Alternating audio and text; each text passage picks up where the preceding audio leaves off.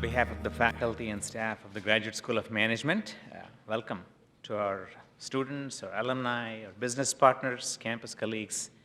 Thank you all for joining us tonight for the first UC Davis Graduate School of Management's Dean's Distinguished Speaker Series event for this 2017-18 academic year. Before I introduce tonight's speaker, I would like to acknowledge some special guests who are in attendance. Dean Helene Dillard of College of Agriculture and Environmental Sciences. Then Justin Siegel, Assistant Professor and Faculty Director of the Innovation Institute for Food and Health. Justin, you're there. Ned Spang, Assistant Professor, Food Science and Technology and Associate Director of the Energy Efficiency Center.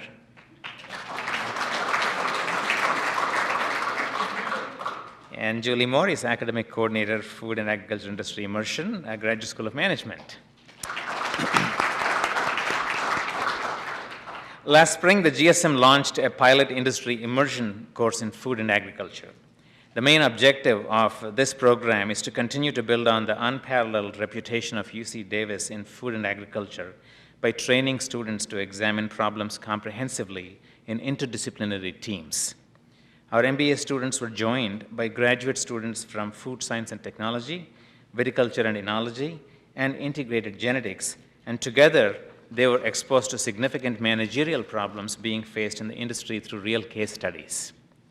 Executives from Mars, H.M. Claus, Coca-Cola, McKinsey Company stepped forward to participate, as well as tonight's distinguished speaker.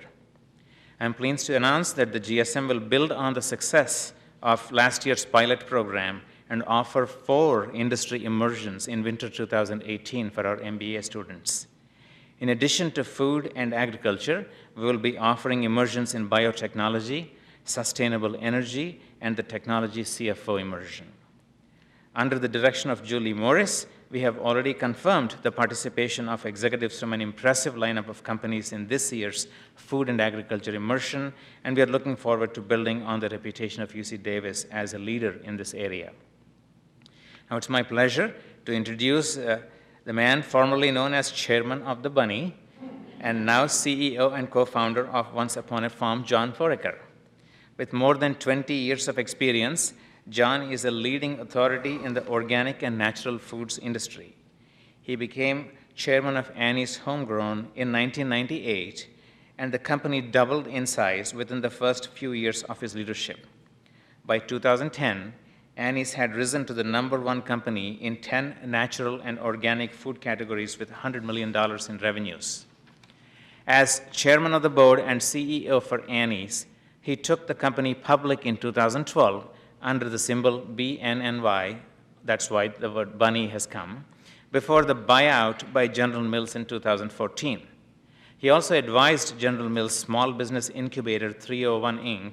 and was recognized as the EY Entrepreneur of the Year 2015 in Northern California. Through it all, John has maintained a sharp focus on sustainability and social responsibility, and his most recent endeavor is no different. John joins A-list celebrity Jennifer Garner at organic baby food company Once Upon a Farm, where he is CEO and co-founder.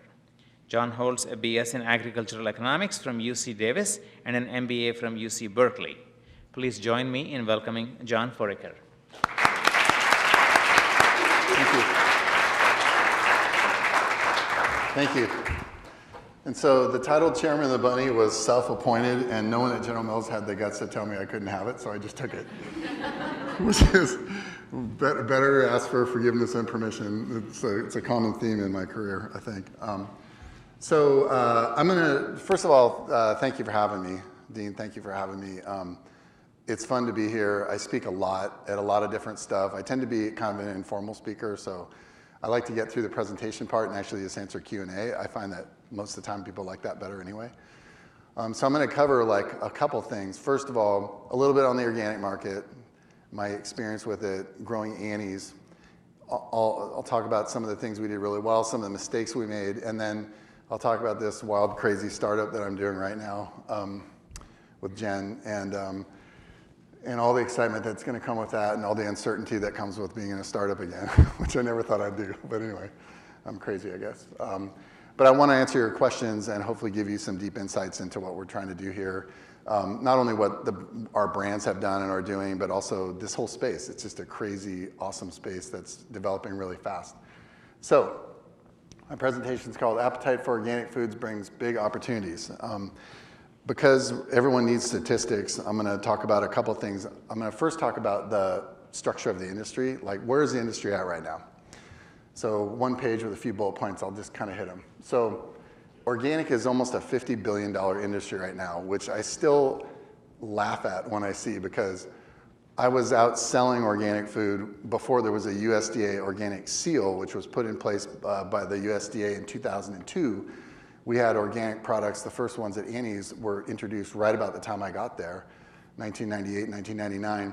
And I think the industry at that point, if anyone was measuring it, was maybe $1 billion, maybe $2 billion, $3 billion. And I would sit in front of buyers and they would say, organic and natural is a fad. This is a fad. And I'd be, no, it's not a fad. Here's all the reasons why. Then when it was 10 billion, I'd be like, I'd show them the Organic Trade Association chart saying it's 10 billion, it was 1 billion. That's a fad. And it's like, okay, no, it's not. How about when it's 20 billion? And then I'll show you another chart that says it's going. So anyway, it's really become a mainstream business now, like truly mainstream. It is obviously not a fad. Right now, about 80% of US households buy organic some. Now, obviously, that use is concentrated in a much smaller group. There's about 10 to 15% that are doing most of the buying. But every household, almost 80% of them, are in the category at least once a quarter, once every 6 months. And they're coming in categories, in the emerging parts of the categories, fresh, perishable, produce, you can imagine. And awareness of the organic seal is at all-time highs. There's a lot of confusion about natural and organic still, but the awareness is high. Organic is one of the few places in food that's growing. So dollar volume last year across, they call it XAOC, but like all measured channels in the United States, if you think of the scanner data, was up almost 10%. Units were up a little bit more. And if you go back and look over a 5-year period, a 10-year period, a 20-year period, it's a compound annual growth rate north of 10, and it has been forever. And I think it's going to continue. The law of large numbers is probably going to start bringing the averages down just a bit, but the reality is there's a long runway to grow. And these last 2 points are the two, if you remember anything from tonight, these are probably the 2 most important things. So in about 2000, and I'll talk about the history of Annie's in a minute, but there was a point in the mid-2000s where I started looking at population data. And we had a lot of research that we had done on the attitudes of millennials, that we call millennials. It's a big group, but this age group, and how their attitudes about food were so different from their parents, let alone my parents. And you could see, if you actually put this thing up there, that there was this huge tip over that was going to happen, and a lot of people were going to be coming into household formation, buying their own food, making their own food decisions. And I remember we had this epiphany moment in the mid-00s, and I'll come back to it in just a second.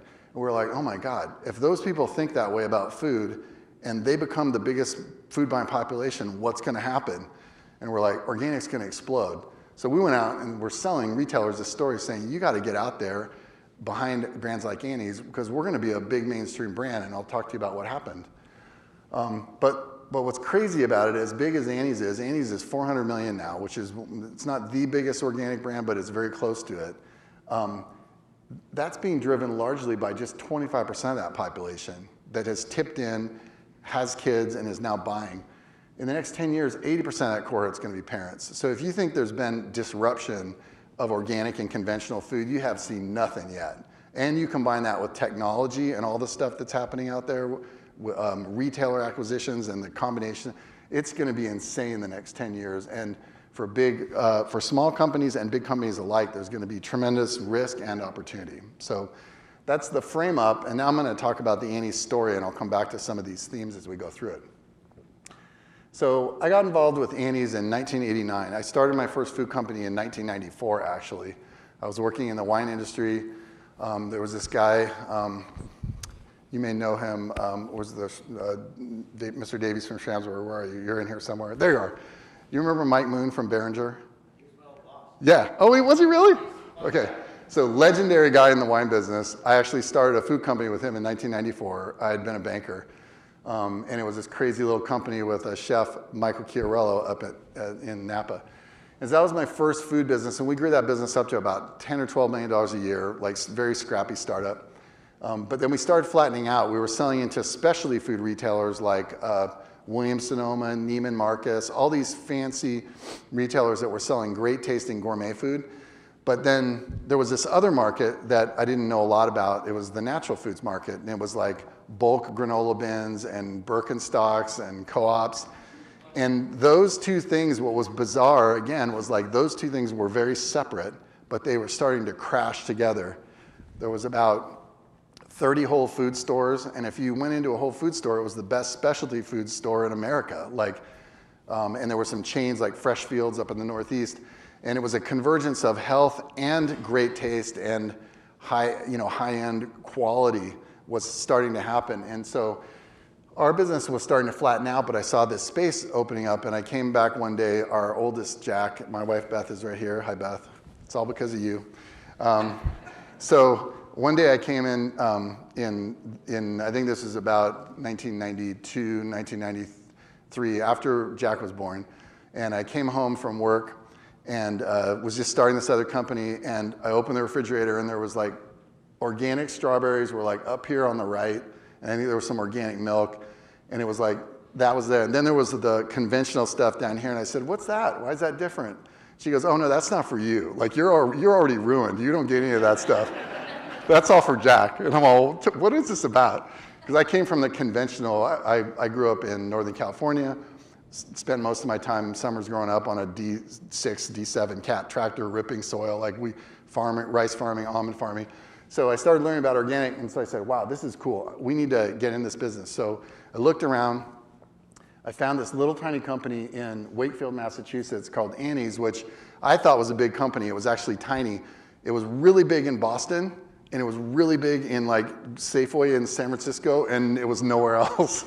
And so they had grown the business over 10 years to about $6 million in sales. And they were just about to sell it to the most horrible company in the world that was going to ruin it and combine it with like some gross popcorn business and just destroy this business. So I called up Annie and the guy who was running it. I go, I need to come out and see you. I got to buy it. We got to buy it. We're going to save you from the mistake you're about to make. So I got on a plane. My first ever red-eye in San Francisco. I was a total rookie. I didn't know how to do it. So I basically didn't sleep the whole night, but I flew out there. I connected with Annie, and we made a deal. And then I came back and said, I was on the way back going like, how the hell am I going to find $3 million? What the hell did I just do? I got 30 days to do that. So anyway, we raised $3 million, got involved in the business, and it was very tiny. And the culture was shared verbally. It's interesting. I'll talk about mission and all that stuff in a minute. They didn't really have one. They had all this cool stuff on the package. Does anybody remember that package from the 80s? Yeah. This scholarships thing was funny.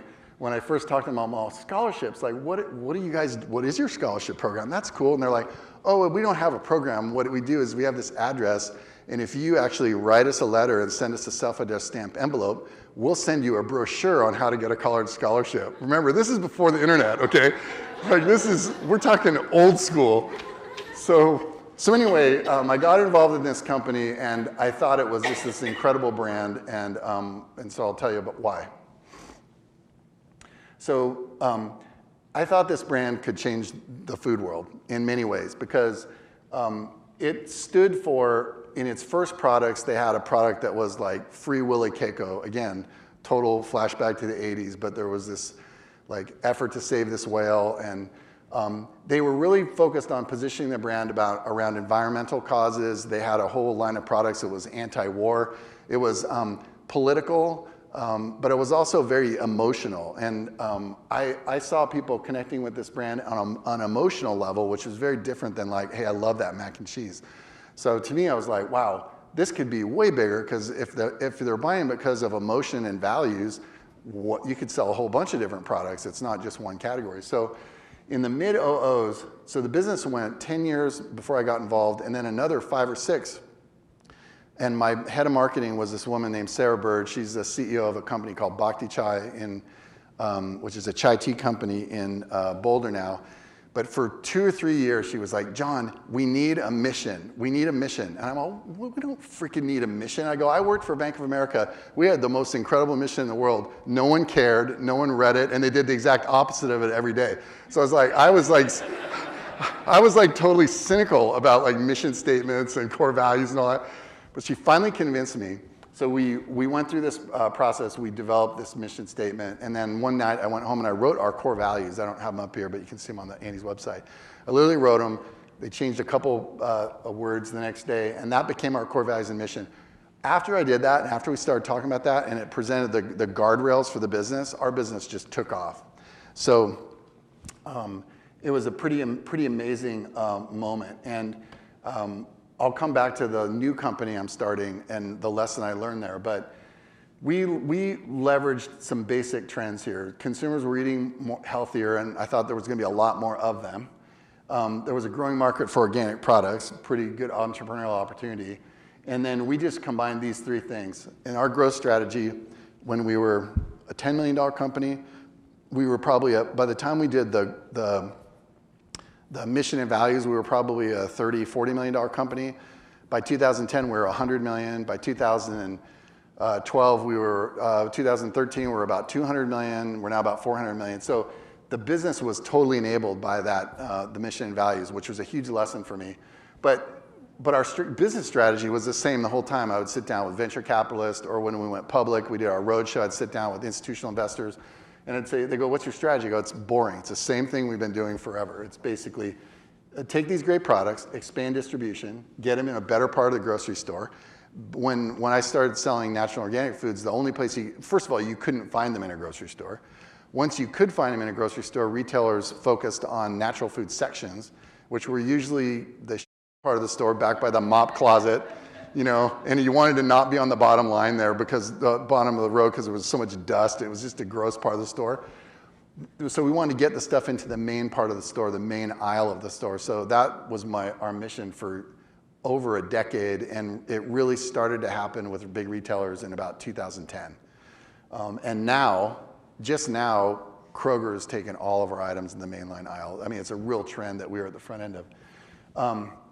Driving innovation, so we launched into a new category every year or year and a half. And we did a lot of crazy fast stuff. Some of it worked, some of it didn't. But the first innovation we did was in 2003. True story. We were a mac and cheese business from 1989 to 1999. I got involved in like 2001, 2002. I'm all, we should do something new. We should do something new. What is it? And one day I was at home and we had Pepperidge Farm goldfish there. And I'm like, well, they're goldfish. They have a goldfish. We got a bunny. His name's Bernie. That was Annie's pet bunny, which is on the package. I'm all, why don't we do a cheddar cracker and it'll be organic and we'll have a bunny and that'll be cool. And so we took it. The people in the company thought that was a really cool idea. Every venture capitalist, all of our current investors thought it was the stupidest idea ever. Everyone told me not to do it. Everybody. You can't expand a brand like that. Brands don't go like that. There's all these rules in CPG food. I was stupid. I didn't know any of that stuff. I wasn't restricted by what I didn't know. So I'm like, of course, I think it'll work. So we popped up some products in front of a Whole Foods, and we saw some kids and moms interact in it, and we knew it was a great thing. We introduced in 2003. We won a big natural foods award at the big trade show. We did $500,000 in our first year on it, and you would have thought we hit the lottery. It was like, woo, 500 grand. But it was huge, and so we built the brand as this innovative brand, and then we've been increasing household penetration. So when, early on we probably had 0.2 household penetration. Now the brand's at 10 and growing, and growing by leaps and bounds. Actually, I take it back. It was at 10 in 2014. We just hit 20. So the brand added in the last year, or last 3 years, it's added more consumers than any brand that, if you look at CPG retail, the only brand that's even come close, guess which brand? Which brand completely turned the yogurt category upside down? You probably all buy it, Chobani. So Chobani created this massive wave. So they were the only other brand in the last 10 years that's grown this fast. So anyway, that's the strategy we used. And we had these we had this saying called eat responsibly and act responsibly. This gets to like make really good stuff and make it in the right way, and then deliver that in a way moms trust, and then act responsibly is the corporate conscience and our social and environmental impact stuff. So this part was really easy. There were 4 pillars. We had these real and authentic roots. That's Annie, that's where their first daughter, Molly, and that's their little farm in Connecticut. And that's Bernie, her brother. They wanted Annie to be on the package at the very beginning, but think of the shyest person you've ever met. Think of somebody 10 times more shy than that. That's Annie, okay? She was not gonna have her picture on anything. So they said, we want to put your picture on. I said, no, but I have this cute rabbit named Bernie. And so she asked her brother Bruce, and Bruce drew that picture, that exact picture, and we popped him on it. And so he became a real icon for the brand. Kid friendly. We made great tasting products. We were one of the first natural organic brands that actually tasted good. There used to be this thing where it was either taste but not healthy, or healthy, no taste. We basically were the first one that got it right for kids and families. Simple natural organic ingredients. It starts with simple formulations, number 1. So our lead ingredient, mac and cheese, is actually block cheddar cheese versus all the other stuff you can make it with. Real Durham wheat grown in the upper Midwest. And we got on the organic bandwagon in 1998. The standards were put in place in 2002. The business now is about 95% made with an organic claim, and it's actually about 70% certified organic, which has doubled in the last 2 years. So we're a huge buyer of organic ingredients. And then socially responsible practices, I talked about the scholarship program, or lack of it. So the first thing I did was I said, we're gonna have a scholarship program, an actual one. So we started a scholarship program for environmental studies students. It was $25,000 in the first year. Now it's about $250,000, maybe $300,000 a year. It gets bigger every year as the business grows. Every year my marketers say like, hey, this is big enough now. Don't you think people don't care about it? No, if the business grows 25%, that pool grows 25%. So we've actually had over a 15-year period now, an enormous number of people who are real leaders in the organic movement got a scholarship from Annie's, which I'm super proud of. But we have like recycling programs, and we've actually, over time, decided 15 years ago, when we really started going at organic, we decided that the biggest social impact we could have would be by driving organic and driving the benefits of organic, and I'll talk about that in Q&A. Sustainable farm economy, like all kinds of positives.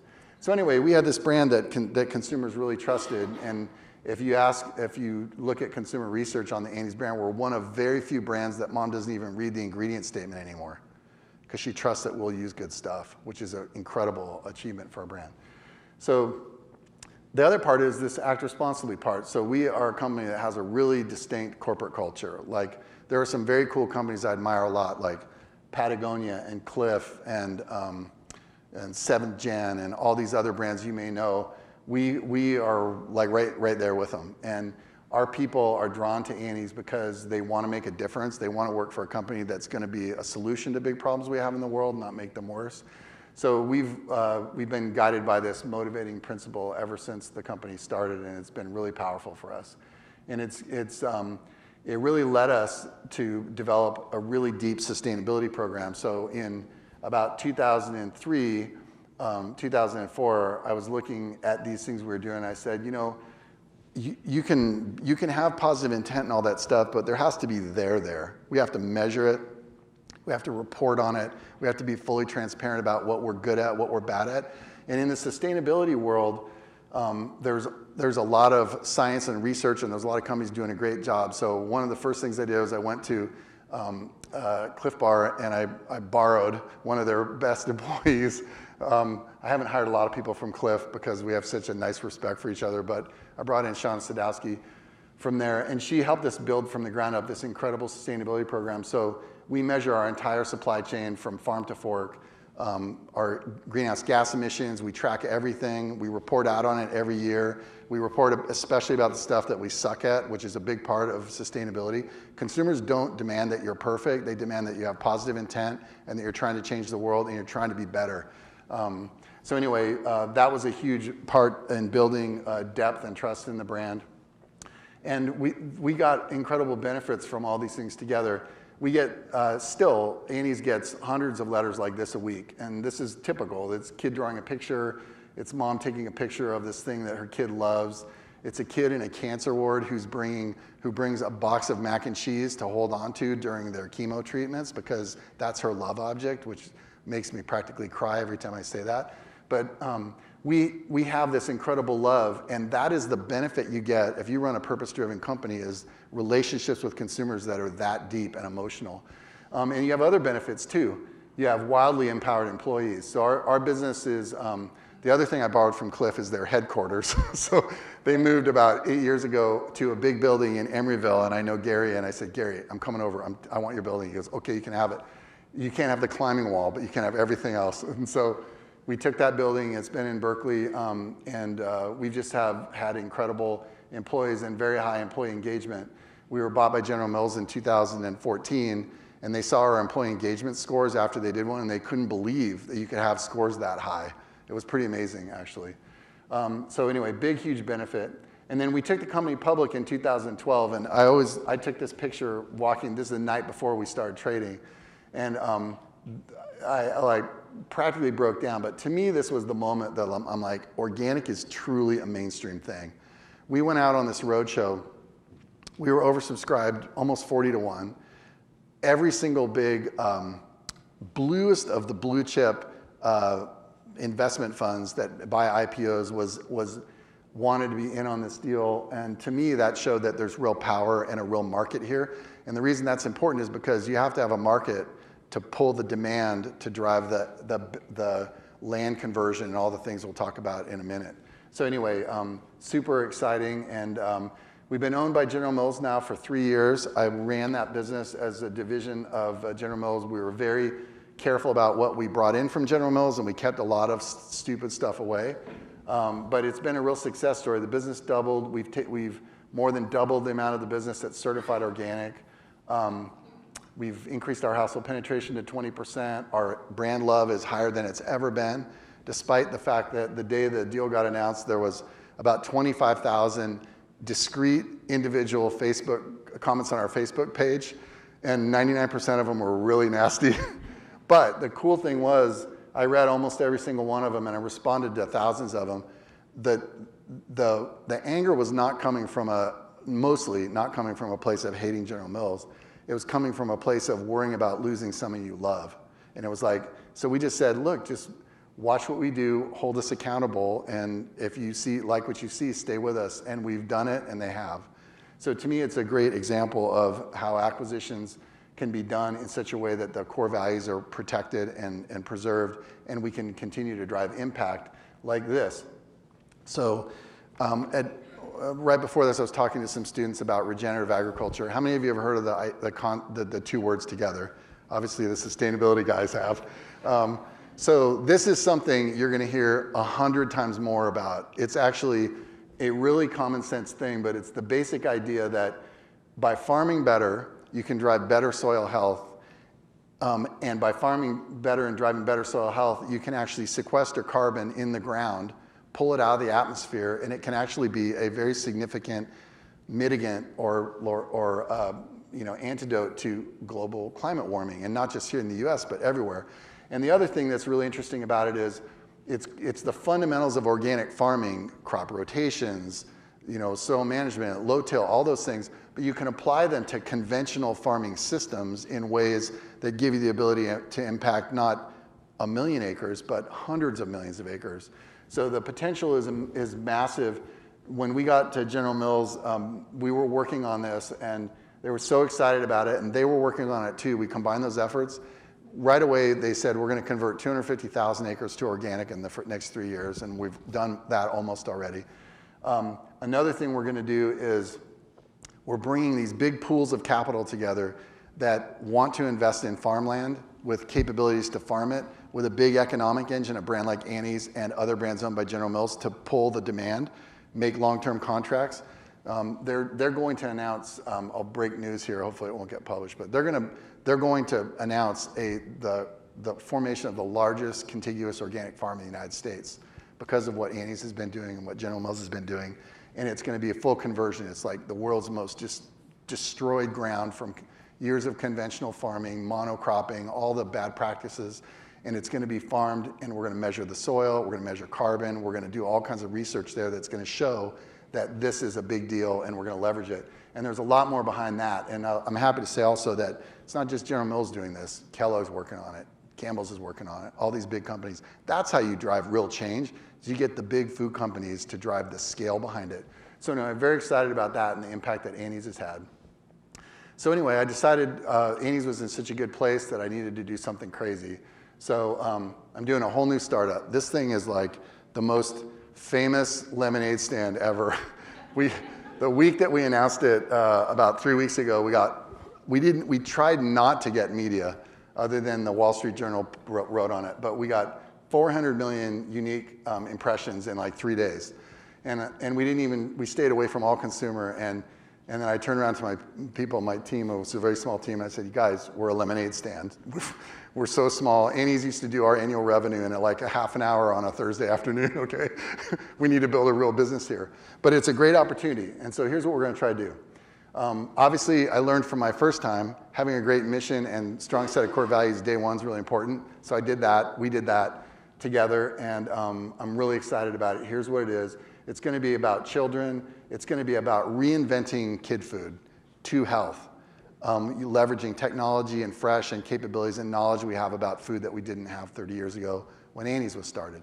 So a really exciting opportunity. Where we're starting is in baby food. What we're doing is how many of you are familiar with Suja, fresh pressed juices, HPP technology? HPP is high pressure pascalization, but most people think it's pasteurization. It's basically like taking food, making it just like you'd make it at home, and then treating it with pressure, basically 5 times the pressure per square inch that you find at the deepest part of the ocean. And that kills the pathogens and gives you shelf life, but it doesn't alter the food, so there's no heat, et cetera. So we have this line of baby food, and we're gonna go try to completely disrupt the baby food business. We also are aging the brand up with cold pressed applesauce. So pouched applesauce has turned into a really big thing. We're doing a version of it that tastes 100 times better and is much better for you. We're using the real peel, real Fuji apples. It's incredible stuff. So that's the product line today, but we're going to take the brand and introduce it, just like we did with Annie's, into a number of categories all the way up to kids age 12. So we have a big challenge ahead of us, though, because disrupting a category is really hard. And I'll talk about the numbers on the category in a minute, but the sell is really easy. All you need to do is like look at the ingredient statement on the left, and if you're a mom wanting to buy a mango baby food for your kid, which one are you gonna want? One that says 100% organic mango, and then you actually look at it on a spoon and it looks like a fresh mango, or do you want to buy the one on the right, which is processed? You know, it's a good product, but it's been processed conventionally. It's double cooked, meaning the purees have been processed, cooked, and packed, and then reprocessed and cooked and packed. And it's got a shelf life up to 2 years. When you think of baby food, this is an interesting thing. I remember when we had baby food, and with Jack, I'd eat it, and I'd go, that stuff's gross. Like, why would an adult want to eat baby food? You wouldn't. Most of it tastes like crap. And the reality is, why should baby food be inferior to the food that we make for ourselves? Why wouldn't you want your kids to be developing a palate for real food at a young age and not a bunch of added sugar and all that stuff? So anyway, it's an incredible sell opportunity and story. When you present it that way, people really get it. But it's really hard to change the way retailers operate, and I'll talk about that in a second. So what's our brand position here? Unique, great tasting products. We won't always do HPP, but we're gonna leverage technology, and wherever we can, we're gonna use the best technology. We won't do anything that doesn't significantly elevate the nutrition in the category we're going at. Someday, if we could do that in shelf-stable foods, we might do it, but right now, we don't have the technology to do that. We're looking at some things. So it's gonna be mostly refrigerated. All the products are optimized for each stage for the kid. We use healthy fats, and we're putting chia in product. We're doing all kinds of cool things that moms appreciate to get them healthy fats. We've got really great technology and food safety capabilities behind us. We're gonna obviously double and triple down on those. We have to lead the industry in safety.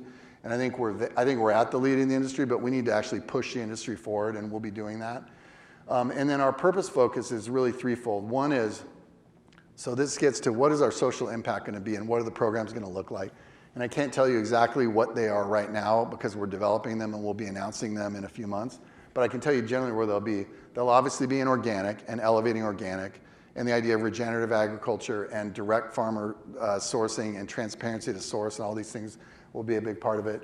We're going to be focused on educating kids about healthy eating, which is a great thing, but we're going to also really focus that on the most needy populations, and then driving better access to food for all kids. And this gets to how do we play a role in tackling food deserts? How do we play a role in creating an economic engine that can drive impact, urban gardens, self-empowerment, education, doing all these things that Annie's did, but even taking them further and into a more aggressive posture. So anyway, when I first sat down with Jen, I call her Jen, but it's Jennifer, I was a half hour late for an hour meeting because she was in LA, and it ended up going about 3 hours, and I came back and I talked to Beth about it, and I was like, this was a mind-blowing meeting because I didn't go into this meeting thinking I was going to start a business with this person.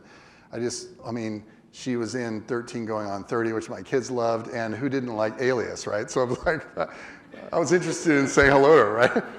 But she's an incredibly deep person. She spent the last decade being basically the primary workhorse for Save the Children in the US, it's largely an international organization, but they have a big business in the US. She grew up in West Virginia and really authentically cares about these things. So we decided, high-fived at the end of that meeting and said, like, I'm in if you're in, okay, let's do this, but we're only gonna do it if we can drive really big impact. And so she's the real deal. So she's also, if you watch the movies and you hear her interviewed, you're like, wow, she seems like a nice person. She is. She's exactly like she seems, super sincere, very humble. And because of that, because of these attributes, she has, there's different measures that marketers look at for trustworthiness and different scores. Her scores are just off the charts. She's the perfect partner, co-founder for this business. So she also has, her parents grew up on this, or her mom and dad grew up on this farm in Oklahoma. It's a 70-acre farm now. There's a lot of land available around it. We're going to convert that to an organic farm, and we're going to be farming it in April, May. And we're going to be doing some really cool stuff there, experimenting. It'll be small at the beginning, but we're going to try to really incorporate some really cool farming practices there that we can talk about and that she can also feel really good about. And hopefully we can drive some impact in that community too and really become a big farmer in that area. But we need Jennifer and that power because it's really hard to break through. So let me talk about the size of the market for 1 second. Let me make sure I'm not too late. Okay, I'm doing okay. I'll be almost done. So on the left-hand side of that there's two bar charts. One is the percentage of baby food that's organic. It's about 24% now. Places like Target, it's over 60%. And it's growing a compound rate of 10+% a year. The pouch part of the baby food market was introduced in the mid-00s, and that's now about 25%. In fact, the leading organic brands launched in a pouch. That's how the whole market really got started. The market right now is about 1.7 billion.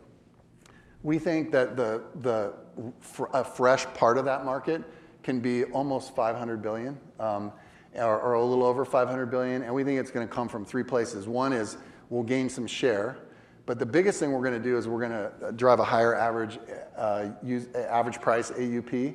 So we're going to bring some dollars into the category, and then the other biggest thing we're going to do, just like Annie's and just like any good organic brand, because we're in the category, consumers will shop the category when they otherwise wouldn't. So we think we're going to bring in a lot of people who are actually right now wanting to make their own food or are, and we'll bring them back in. But the hardest thing is getting retailers to change their behavior. If you go into a grocery store, there's a big baby food aisle, and it's not refrigerated, and there's no refrigerators in it. So when this little company started, and I was one of its first big investors, they would go in and they'd talk to the baby food buyer, and the baby food buyer would go, oh my God, I want this. Okay, wait, I have 1,000 stores. I don't have any refrigerators. Okay, I'll do a 2-store test with 2 refrigerators, right? Really hard to scale. So our approach is very different than that. And I needed like the howitzer, the the positive version of a nuclear weapon in Jennifer, and the ability to like drive the awareness to go to a retailer and go, hey, you need to put us right in the dairy set. Yeah, I know there's a lot of competitive stuff there. The turns are really high. The barriers to entry are high. You can put us right there because we're going to create an entire new category. And we're not going to create just a baby food category. We're going to create a healthy kid category that doesn't exist today. Help us vision that. We'll populate it with a lot of cool products, but there'll be other brands that'll come into that space too. And wouldn't that be a great thing for kids and families if we could do that? So that's the business strategy and plan and how we're going to go about it. And then we announced the formation of the company just like really weeks ago. We're developing our marketing campaign. It's going to mostly be social, digital, and PR, as you can imagine. That's how we grew Annie's, and we're going to do that here too. We have, Jen can pretty much get any media interview she wants. So when she's ready to do that, and when we're ready to have her talk to consumers, we'll turn that on early next year. But between now and then, we have to add thousands of stores. And so what we've been doing, I've been on an airplane with her and my team, and we're pitching to retailers this vision for this new category that doesn't exist today. And so that's what we're trying to do, and I hope to come back and report to you guys at some future point about how it's actually going. But so far, so good. I'm 3 weeks in, and everything's pretty much gone according to plan so far, so which is crazy in a startup. So anyway, that's my presentation. I can take some questions if you want. So, okay, thank you.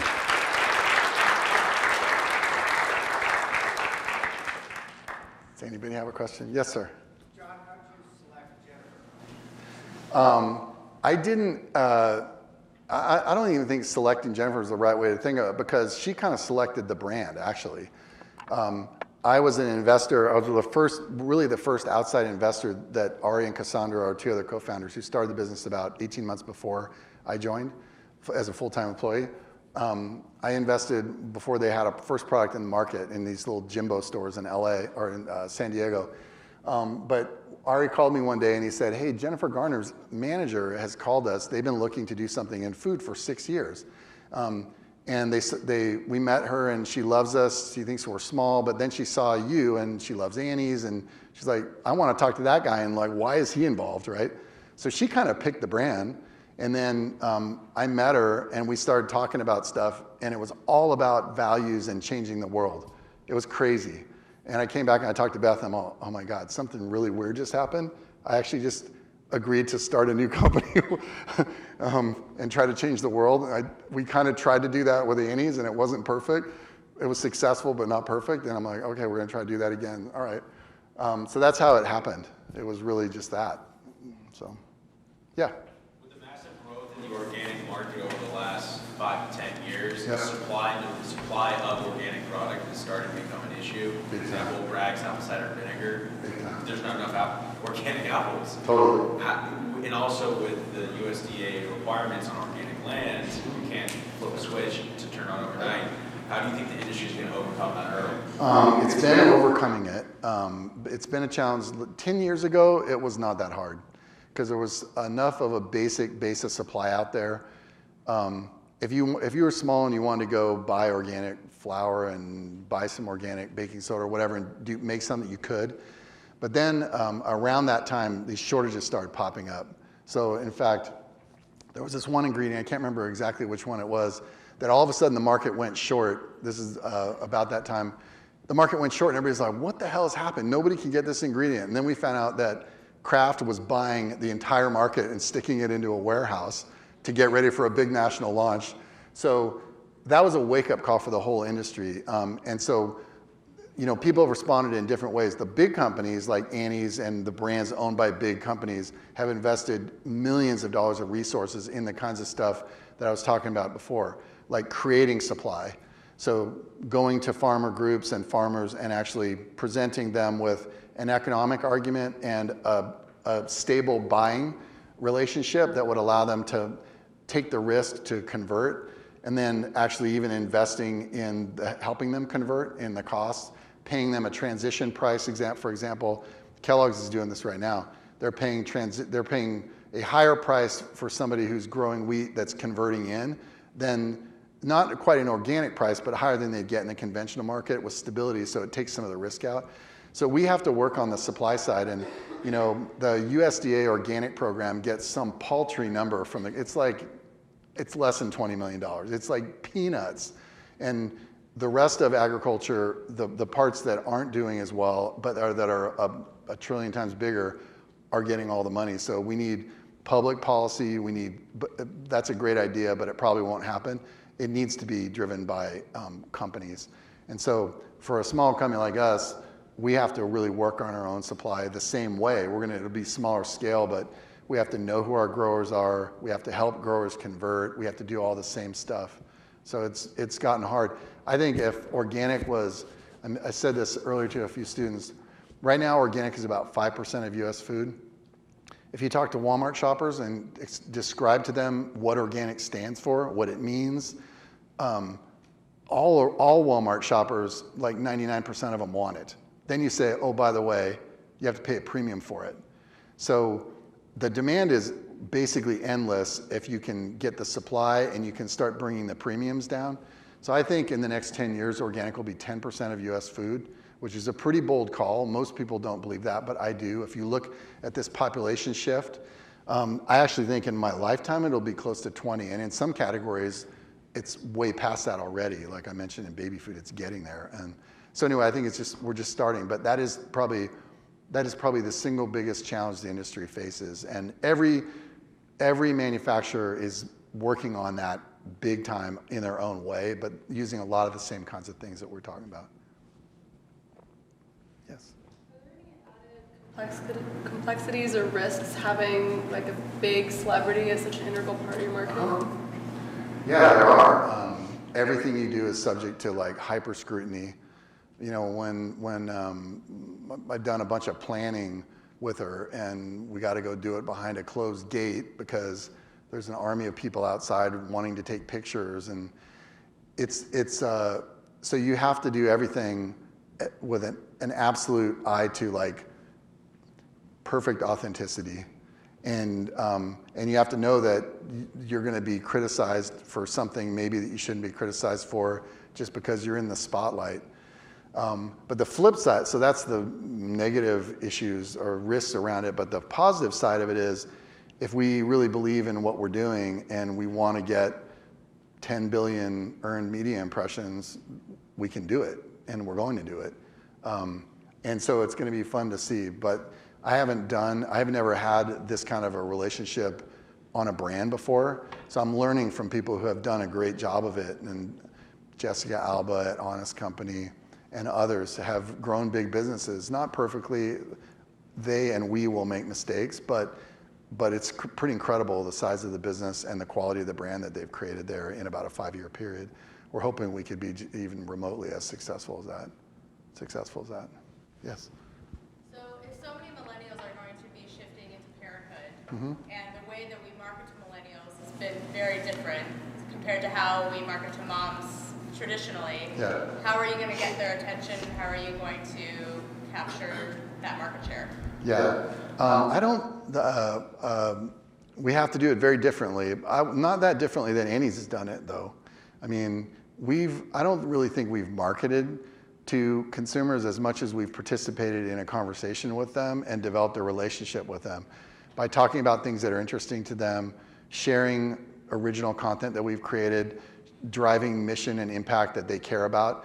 So we'll be doing the same thing. We'll have the added advantage here that we didn't have there, which was if I wanted to get 10 billion media impressions there, it was a lot harder. I mean, people want to write about Annie's, and we got a lot of great stories and a lot of national coverage, but it's different.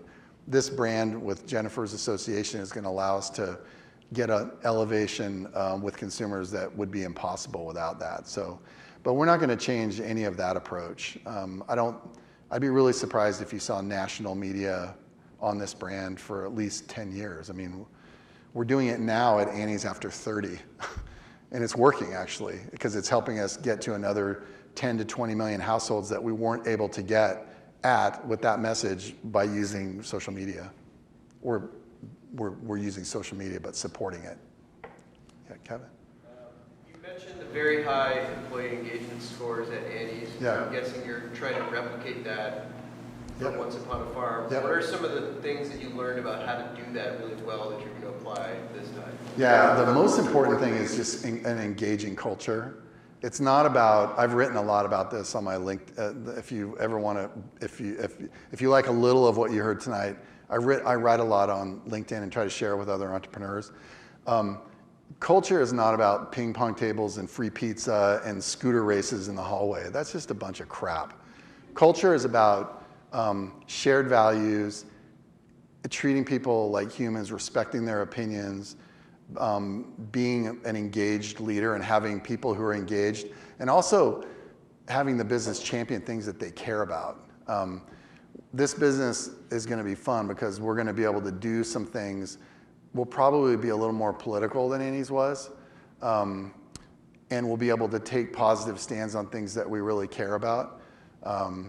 You know, like paid maternity leave is something that, like, we're one of 2 countries in the world that has 0. It's absurd. Like, corporate policy should and government policy should be there's at least 12 to 18 weeks of paid maternity leave. So we're going to do that.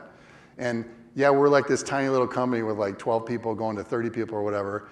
You can say, will that make a difference? Well, I think it will, because we have a megaphone like crazy to embarrass people into it. And so I think it'll be that. We'll take positions on stuff that we really care about. And, you know, the other thing is, like, this space and these types of products and growth is fun. And it's not fun being in a business that's not growing. So we want to do all that stuff together. Yes? What are your thoughts on kind of institutional penetration with organics? Has there been efforts with Annie's to partner with like schools or hospitals or things like that? And what are your thoughts in terms of? Yeah, there have been. We've spent a lot of time on it. We actually now sell organic snacks into public schools, and they can afford it, which is really hard with the number that the government gives the schools to is nothing, basically. But we're just getting started with that at Annie's, and we have you know, several thousand people working on it as part of their school and food service division. I'd say that's an opportunity for the future. There are some brands like Back to the Roots that I'm an investor in and on the board in Oakland that just got Back to the Roots cereal in the New York City school districts and basically throughout Kashi. And the kids actually like this product better. It's the business model is tough, and but I think you're going to see more and more of that. It'll just be slow. That'll be probably the last place that you see it happen because of the economic constraints. It'll take this scale, this curve, getting a lot further down the curve before a lot of places can do that. Yeah, and then I'll go back here. Go ahead. So I saw on your website that part of the Once Upon a Farm is delivery to home. Yeah. With online retail and grocery shopping growing now, do you foresee that kind of side of your business growing faster than in-store? I don't know that it'll grow faster than in-store because we're gonna grow exponentially because we're so tiny now. But it will be a big important part of our business. Like, to create a real modern relationship with consumers now, you have to be omnichannel. So we have a subscription business. It's about half this small business right now. We're working on the business model. We're working with some big retailers who now have big retail online owners that are really interested in this. You might be able to figure out who they are. But I think that's an incredibly important part of the business model because you have to own as many of the relationships direct with the consumer as you can. You have big data opportunities. You have the ability to develop special relationships with them. And it's not that you can't do that by selling through another channel. You can. It's just harder. And so both those things are going to be important. But I bet it'll be 20% of our business over time, which is big because we're not planning on being small, you know. So, yes. Yeah, I just I'll come back noticed to you in a second. you spoke about refrigeration, and I hadn't realized that this product was a refrigerated It's refrigerated. product. So can you talk a little bit about the complexities about Yeah, it adds a whole bunch of non-shelf stable Yeah, product? it adds a whole bunch of headaches. You've got food safety headaches. You have to formulate, you have to process, you have to be very careful. You have distribution headaches, it's more expensive. You have a 120-day shelf life, best case. So you have to be able to deal with a supply chain that looks more like a yogurt supply chain versus bomb shelter food that you can put in a, I mean, most shelf-stable food you can stick in a warehouse for 6 months and forget about it, and then you can turn around and sell it again, no issues. But when you're in the perishable area, it's just a lot harder. So it's not like that's a new thing. I mean, there's a big perishable business out there, and there's a lot of best practices, but we have to apply them in this category, which has never been done before, which is one of the challenges. Let's go ahead. So I noticed for a lot of your anecdotes and for the visuals that all says that moms are choosing this and this is how moms are doing. As a dad of a 1-year-old, I'll say first, I totally get it. I know. We always risk offending dads when we say that, but When I go to the store, like normally I'm discovering like a brand for baby stuff for the very first time as I'm staring at it. So if there's marketing out there, clearly it's not reaching me. And I'm curious, as you're betting on this millennial tipping point, who have different attitudes about food and job roles and whatnot. Have you seen any data that says you might need to shift the way that who is making those decisions? Dads are a really important big target, and we do talk to them, and we did at Annie's too. But even at Annie's, I always did the same thing. I'd say moms, mainly because when you look at, dads are buying a lot, but at Annie's they were buying about 20%. I mean, moms were the square target, and we wanted to make sure the messaging that we were delivering was getting to dads too. So yeah, I'm a dad too, so I'm not trying to like deface dads, but they're both important. But they get their information the same way. I think I haven't seen recent stats on Jen, but she's probably tilts more female in terms of people who follow her, and I mean obviously. So we'll probably follow that. Yeah. Yes. Do you have any key person risk with partnering with Jennifer Garner in the sense of, do you feel like if without her, would the company still be as successful? Meaning, like, she's kind of like the leader, the company's behind her, or the company's there and she's helping push it? She's an equal partner in the company, and so she's going to be really important. I'm really sensitive to not build it as like a Jennifer Garner brand. You don't want to do that because for a lot of reasons. But she does give us the ability to get the awareness of it up in a really great way and to build real authenticity around it, which exists. It's true, so why not talk about it? But it's never going to be a thing where you're going to see like Jennifer Garner's signature on a package. She wouldn't want that. We wouldn't want that. It's more a strong endorsement from a co-founder who's actually working in her kitchen and helping us develop products and talk about mission and values and all that stuff. I mean, she's right there. I mean, in our office in Berkeley, she'll have an office there. She won't be there obviously as much as the three of us who will be there every day, but she'll be there. And we've met with her a lot and spent a lot of time with her over the last 60 days already. We had a big innovation session just last Friday, all day long, developing the pipeline, and we had her and her team and our team and everybody working together as one. So it'll be fun. Is that it? Thank you very much. Okay, thank you.